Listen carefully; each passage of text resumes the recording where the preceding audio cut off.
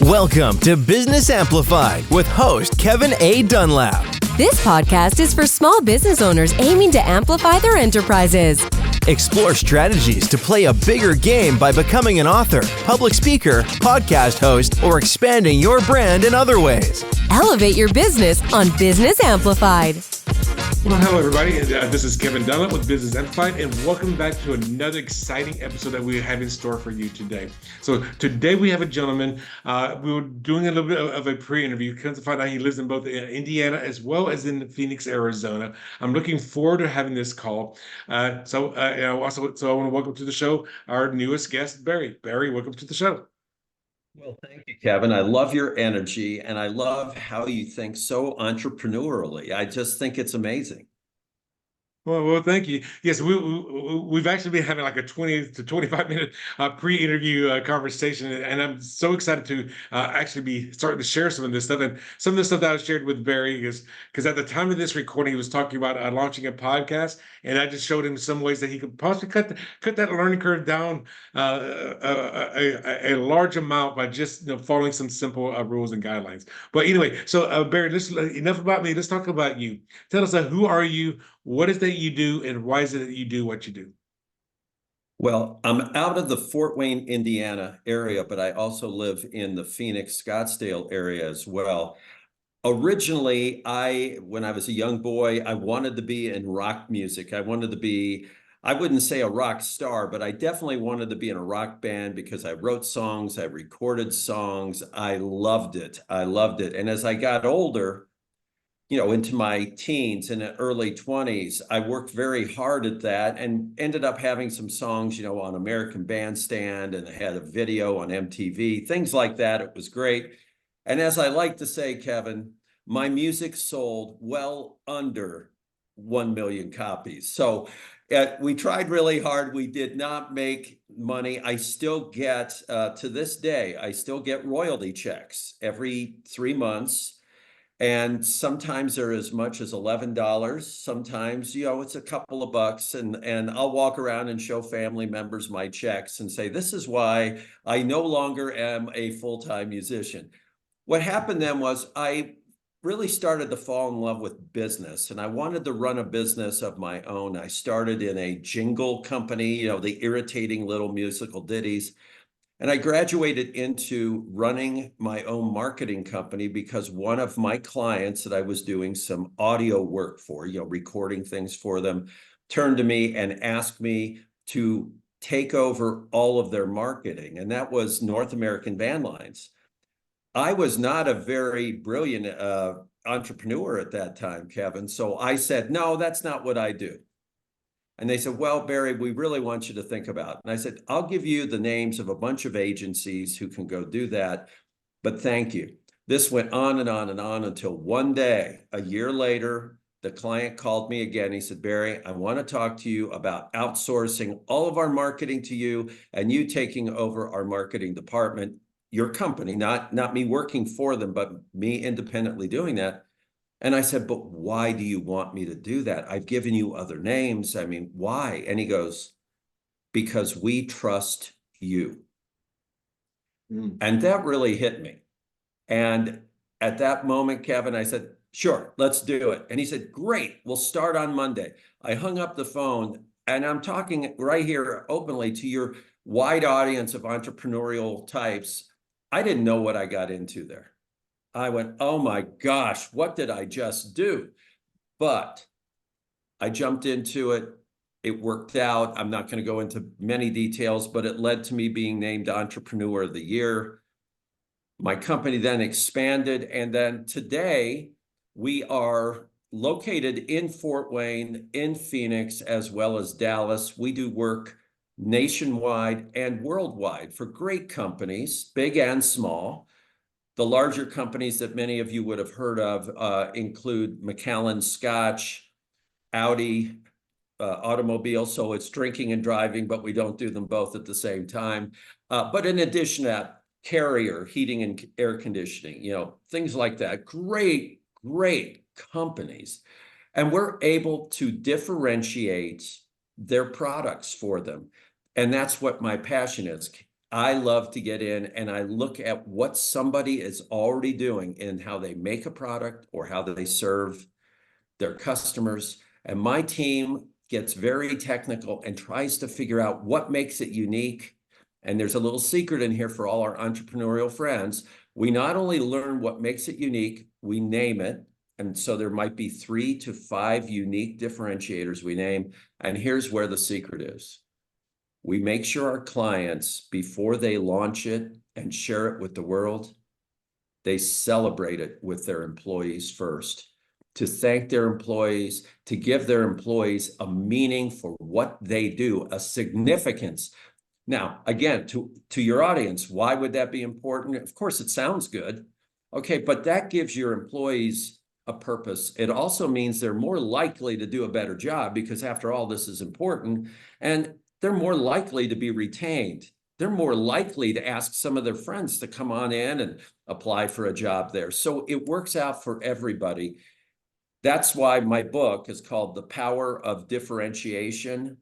And the subtitle tells it all, Kevin. It's Win Hearts, Minds, and Market Share. That's my story.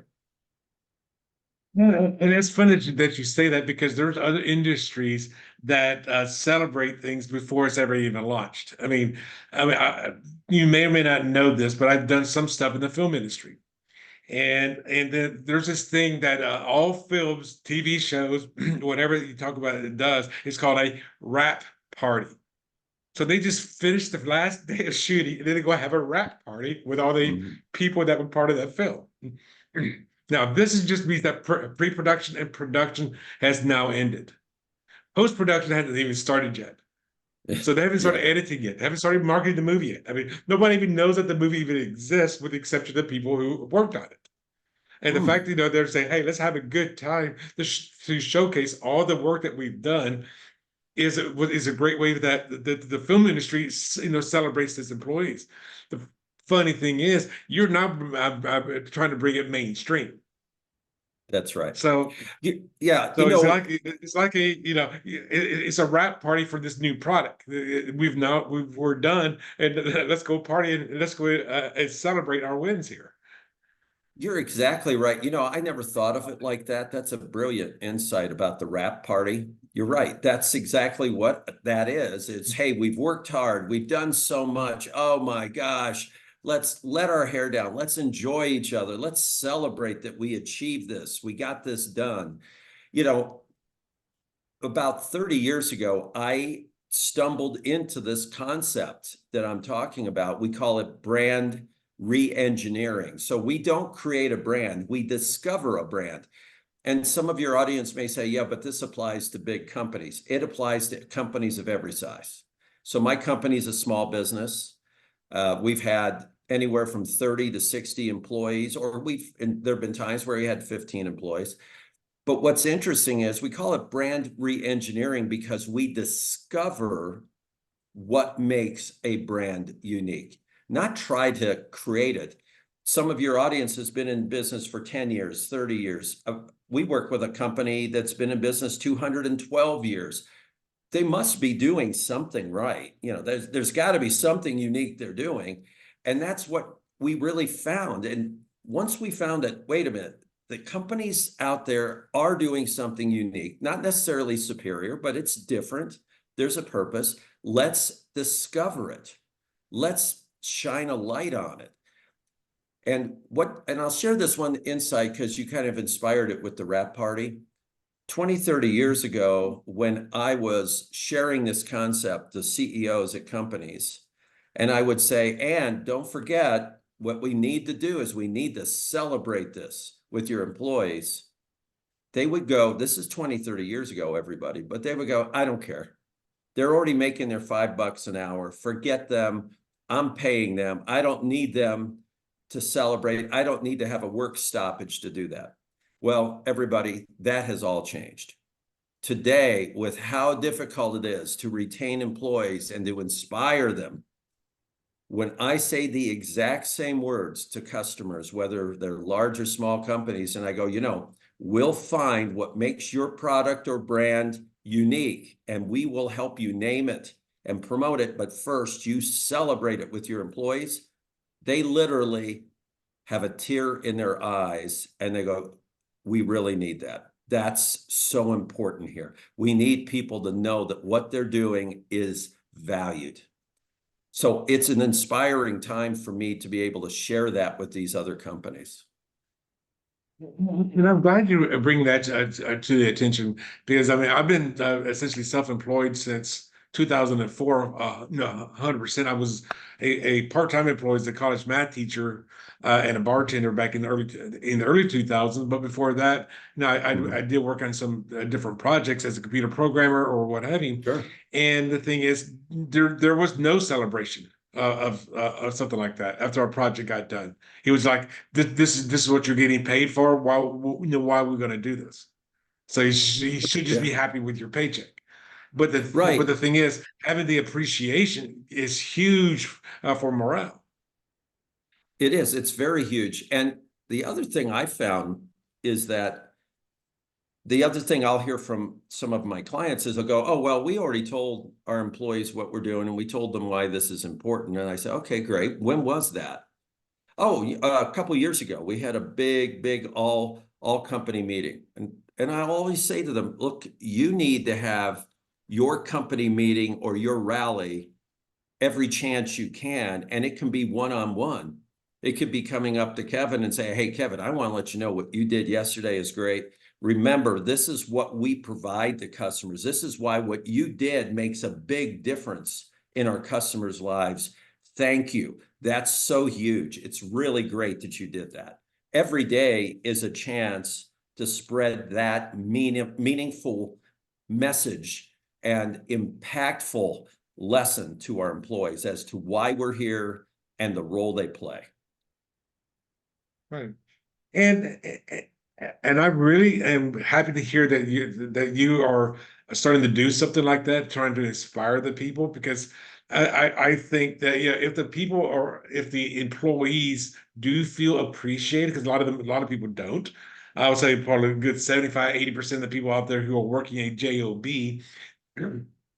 are, most of them are probably not happy with their work. They're not happy with the company they work with. They're just doing it because they have to. But the thing is, if a company can show that appreciation, then that means that employee will be happier in the workplace and be more productive. That's exactly right. Okay. Um, okay. So tell me, because you've been doing the marketing for a while. One of the questions I usually like to ask my guests is, like, as you were growing your business, what's like maybe one of your biggest challenges, and then how did you overcome that challenge? I had a lot of challenges growing the business. Number one, I never got a loan, so I had to do it with the money that was coming in. So I'm a bootstrapper, started from scratch, had nobody working for me. And basically, I ran my company like I ran a rock band. So it was like, hey, you want to come over? You want to help me on this? Hey, great. And what happened originally, my biggest challenge was I was saying yes to almost everything, because I woke up every day. I had no momentum, had no business, because I started during a recession, which when you look back on it, you go, oh my gosh, you started like at the worst time. But I started, there was no business going on. And I literally every day had zero on my speedometer, and I had to get it as high up as I could by the end of the day just to get some momentum. As I started to get more mature and we were gaining customers, here's what I had to struggle with, and this is what I did. I found that I had a group of customers that were really great, and I loved them, and I just wish I had more of them. But I also had a group of customers that were very difficult. I wouldn't say they were mean or nasty. They just were difficult, and it was hard to make money, and I never felt like they were pleased, and it was just difficult. One day I was so frustrated, I called in my 6 or 7 people and I just said, hey, can you help me here? Let's do a jam session. And that's one thing my company does. We actually have a proprietary jam session where we get together and we don't just throw ideas around, we have a process. And I said, let's look at this. Why is this group of customers a joy? And why is this other group of customers not? What is the difference? So in a nutshell, what we found was we had a certain niche or niche, depending on how you pronounce it, that we really served well. And those customers just happened to be the friendliest and most satisfied. And they also happened to be the ones growing. And they also happened to be the ones that were profitable. We also then had a fairly large group of customers that were the opposite. We were not growing. It was a fight. We were not making money. They would argue over everything. And they were kind of tough to deal with. We identified that they didn't fit that niche that we had, and made that tough decision. And I'll share this with your audience because it's scary when you're a small business. We made the decision that we would have to divest. We'd have to leave that group. Now, not fire them on the spot, but we would have to transition our way out from working with that group of customers. And we did. I was very afraid. You mentioned challenge. I was very afraid that, oh my gosh, that's 1/3 of our business. We're going to die. We're going to fall apart. We made the decision. We focus on the clients that actually fit our business. And this sounds like a fairy tale, but it's not. We never had even a hiccup in our business. We grew from that point. We didn't even have a month where we went, oh my gosh, we're way down because we cut off 1/3 of these clients. So what happened in that very short period of time, Kevin, was we identified where we really made a difference and with what type of client. We then decided to focus solely on them. The wonderful side benefit was it improved our morale because we had happier employees because now they're working with customers who actually appreciate them. That was my biggest challenge. Well, and I know I talk about this a lot in many of my courses, and I'm sure Barry has heard this before as well. People talk about who's your ideal client. Some people say, who's your avatar? I call who's your specific audience because I want you to be specific. The thing is, when Barry started out, his ideal client was not the people he was working with. He was just hey, anybody that wants to use our services, well, could come in, even if they were not that best fit. And the thing is, by turning away those clients that did not fit made you more profitable, even though from a scarcity concept that turning away clients means you're going to lose business, when in our reality you're going to just attract more of the right people that you want to work with, and thereby you're going to be, in my opinion, more profitable that way. You're right on target. The way I look at it, for your audience, this might be entertaining, is that you do not want fog a mirror clients or customers. Just because they can fog a mirror does not mean they are the ideal customer. And the more particular I found I was, the more likely I got more business. At one point, I decided in my region, I only wanted to add 2 or 3 new clients that year. And I thought, well, that sounds small, but I thought, I'm going to do an experiment. So we had a few prospective clients come in during a 1-week period of time to talk to us, and we were sharing what we do. And I said, oh, by the way, we're only going to add 2 or 3 new clients this year because we don't want to rob our focus from our current customer base. We want to take care of them. And the first prospect I said that to, which was a very fine company and a great leader, he leaned forward across the table. He said, okay, I want to be one of those 2 or 3 right now. And I thought, wow. So by thinking small, you could say, it helped me grow bigger because I showed that, wait a minute, I am discerning. I am not just going to pick up any business for any amount from anybody. I want this to be a good fit. And I think it's scary to do, especially when you're a smaller company, because, one customer, oh my gosh, what are we going to do if we don't have them? But the truth is, you have to look at where you are strongest and then stand tall and say, this is how we do it. This is how we work with you. More or less, I would have to say the pickier I have been, the more successful I've been. The thing is that by doing something like that, and I'm assuming you built rapport and had respect from that person, that's kind of a given in this regards. However, you're also putting a what is known as a limiter on your on the table. And when you put a limiter on anything, I mean, it could be, hey, I'm standing on stage. I only brought 20 books with me. The first 20 to buy the books, well, we'll get the rest of you will have to get it by mail. It'll be me a week from now. But, so, or saying, hey, we're all going to do this for the next 30 minutes. By putting that limiter in effect, and you have something that somebody wants to purchase, then yes, that will make the difference to somebody who they want to work with you or not. And if the people are not, then you're turning those people away that you're going to basically turn away anyway. Exactly right. So, I mean that's a tried and true concept. But Barry here, he actually put it to the test without actually saying that's what he was doing.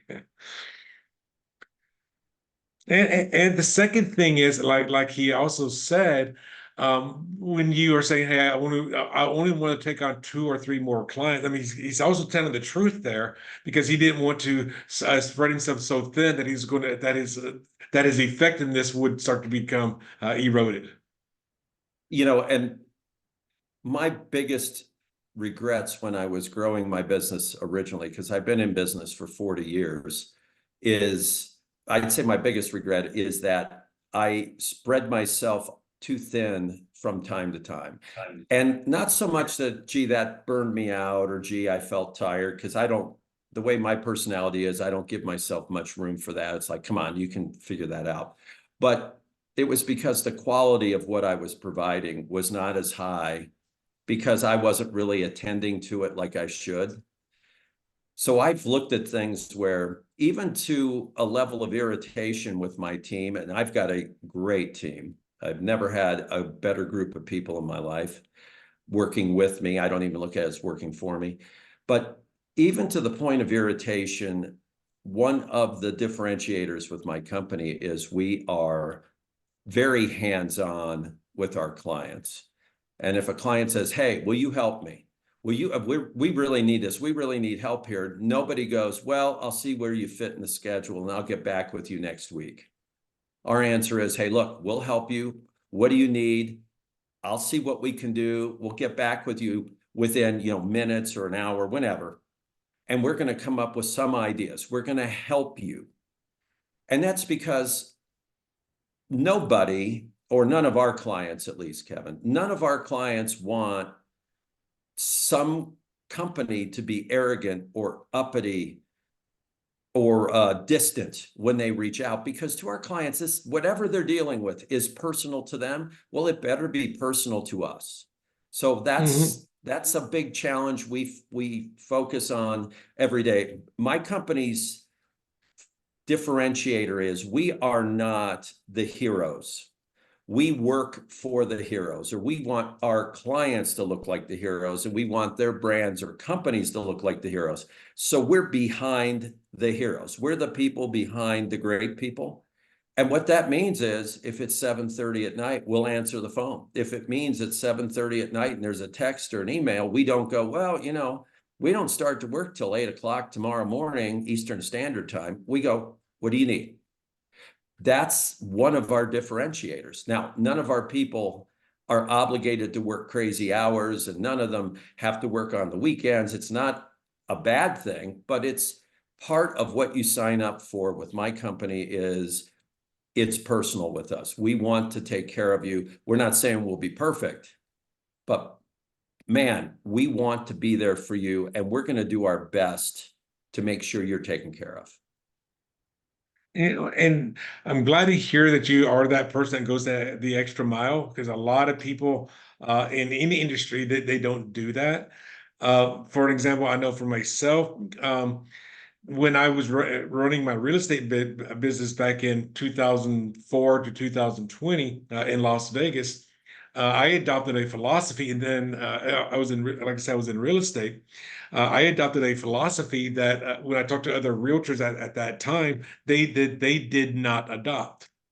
And I would say, if somebody, like say for an example, if somebody leaves you a message on your voicemail, and let's say you are with another client at the time that they called, so how quickly do you call them back? And the standard realtor said within 24 hours is acceptable. That's way unacceptable. 1 hour is unacceptable. I mean, you have to be, because you never know what that client needs, and their needs are like what Barry just said, are very personal to them. This is something that's worrying them right now. So who are you putting first, yourself or your client? Right. And you can always answer with a text and say, I am with a client. I will be free at 3 p.m. today. Is that good? Well, that customer thinks, okay, he or she got my message. They care. Yes, I can wait. And it also means that customer is not going to go elsewhere for help because you went dark on them. Exactly, because I'm those, and again, I'm just going to relate this to real estate because that was my experience at that time. Is a lot of realtors were complaining about not getting all that many customers. And if they left you a message and you don't call back, they're going to call the next realtor, who will call them That's back, right. who will answer their phone. And Yeah, to me, this is true in just about any industry. It doesn't matter what industry you're in, especially if they're a new potential client. There's right. other people that are going to be doing a similar service that you're doing, and if you're not responsive enough, that they will get the feeling that they're not important enough. That's exactly right. It's almost any business anywhere. If we do not respond, and we don't have to turn this into a drama. You mentioned being in the movie industry. It doesn't have to be a dramatic thing. It doesn't have to be, okay, well, I'll have to go tell the current client I'm on the phone with that they're not important. And no. Let the person who is reaching out know that it's critical to you also, and that you will get back at this point, not next day, not when I have time, not ghosting them, but actually giving them that slight 10, 15 seconds of a text. And if you say, well, that's interrupting the client you're with, you can ask for permission, say, hey, Kevin, could you hold on just a moment? I'm going to text somebody who really is in need. I'm not going to let it interrupt where we're at in this discussion, but I want to make sure that I let them know that I'm going to take care of them after you and I are finished with our discussion. Well, Kevin then gets the message that, okay, Barry is trying to take care of somebody else, but he's showing respect to me. He's not going to kind of give me the bum's rush and get me off the phone for some reason. So there's ways you can do it. I think it's in this world of AI and technology, if you're not more personal and more one-on-one with your clients and customers today than you were 5 years ago, you're in big trouble. Yeah, and the time frames that I was talking about earlier, examples was when texting was still kind of new, but yet now you can have autoresponder, not autoresponder, but pre-generated text messages that you can send to somebody regardless of who they are. Because like, hey, if somebody calls me while I'm in a meeting, just send that. Hey, I'm sorry, I can't talk right now. I'll give you a call back in a few minutes when I'm done with the client that I'm giving my 100% attention to right now, and off I goes. That's a great tip. Well, and so it makes both people feel appreciated. Not only does it give the response to the person calling, but they're also saying, "Hey, you're dedicated to a person right now, and you want to be 100% focused on them as well." And I hope they're going to be the same way with me. Great idea. So now, Barry, if somebody wanted to work with you or find out more about what you do, what's the best way for them to find you? Do you have a website, a landing page, a calendar link? How can they get a hold of you? Sure. The easiest way, and I would urge anybody that has questions, even if it's not a possible business relationship, which is fine with me, to reach out to my website, which is www.LaBov, which is my last name, 5 letters, LABOV.com. So it's LaBov.com.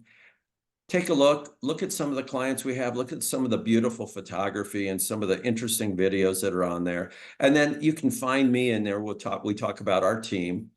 click on there, send me a message. It could be, hey, I want to know about your book when it comes out. Let me know. I may end up wanting to read it. It could be, hey, I have a question about being an entrepreneur. I have a question about such and such. Hey, I know somebody that may be interested, whatever it is. I get dozens and dozens of inquiries. I'd say 90% are primarily social. We're helping each other. We're saying, hey, you ought to check out this or whatever. So feel free to do it. LaBov.com. Okay, again, so that's at www.labov.com. So Barry, I do want to thank you for being on here. And before we go, I do also want to say for anybody out there who's out there listening to this show, you feel like you might be a good guest for our show, or if you feel like you know somebody who could be a good guest for our show, just have them go in and schedule a 15-minute pre-interview. And that's going to be at our podcast website, which is at www.businessamplified.net/pre-interview. Again, that's businessamplified.net/pre-interview, no dash, just the pre-interview spelled out all letters. And going back to Barry, so Barry, I definitely want to say thank you for being on the show. You've given us some great insights, especially about those. Hey, celebrate the wins with your people even before it's going to be launched. Just celebrate those things. Look at it, the way I looked at it is whenever a film stops filming, it's called a wrap. Say, hey, that's a wrap. That's why they call it a wrap party. That's rap, WRAP, not rap as in reggae. So that's going to be a rap party. They're celebrating the fact that they just finished this project. So doing the same thing in your business is one great way for you to appreciate your customers or clients, or excuse me, your employees or coworkers, and also just so that they can, they'll say, I'm just going to be motivated the next time we got the next project completed. So, Barry, is there any last words that you have with our viewers and our listeners before we go? One thing I would say is take a look at what you offer your clients, whether it's a service or a product. Step back, look at it with some fresh eyes. Maybe have some friends or family members look at what you're doing. Find 2 or 3 unique things you're doing. Things that are special, things that your customers really appreciate, and start to make sure that you are promoting them, that you are explaining why you're doing that to your customers. And as Kevin said, celebrate those differences first with your employees. That way you have an entirely aligned organization that's focused on the very strongest things they do for customers. Again, I'm going to relate this again to the film industry because that's where I've got some experience in. He said pick 2 or 3 things and highlight those things when you're doing your marketing and advertising. It's going to be very similar to the film industry when they do this thing called a preview. They pull out 2 or 3 parts of the movie. Said, this is how we're going to market this movie. We're not going to show you that whole 90-minute movie. We're going to show you a 30-second snippet. So the same thing is being held in your business as well. Looking as this a preview for what you're going to get by investing or buying this product or service. And Barry is just nodding his head yes for those that are in the audio world. So again, Barry, thank you for being on the show today. Thank you so much. And I love the work you're doing, and your energy and insights are fantastic. I learned a lot today, so I'm going to start doing wrap parties, and my book is coming out shortly, and we're going to have a wrap party as soon as we send it to the publisher before it is printed. We'll say in your case, it's going to be like a pre-launch party. Yes, that's a good way to put it too. Okay, so everybody, I would say thank you for being on the show today. Please stay tuned for some of our other great and amazing guests. And guys, until next time, be amazing.